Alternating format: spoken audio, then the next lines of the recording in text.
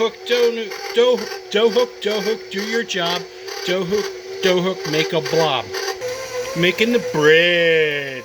So at this point, I pretty much have my dough ball the way I like it. I'm using a dough hook, which is awesome.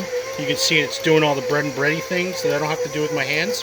If you don't have a mixer, you can do this by hand. But machine. So at this point, we have two options. One, well, three really. I can let the bread rise for an hour or two at room temperature. I can stick this dough in the fridge. It should last 3 or 4 days. The longer it stays in the fridge, the more of a sourdough kind of taste it'll get. So that's fun. I made some of that 2 weeks ago. But what I'm going to do is I'm going to pop it in the Instapot, because I'm going to use the Instapot to rise my dough.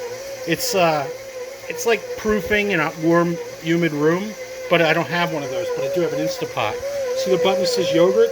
That's the button you want. If you don't have a button that says yogurt, hit keep warm. If you don't have a button that keeps warm or an Instapot, you can just let it rise at room temperature. All right, hold on a second. Parchment paper is your friend. If you don't have any, get some. If you can't find any, that's okay, because you don't need it per se. But it's your friend.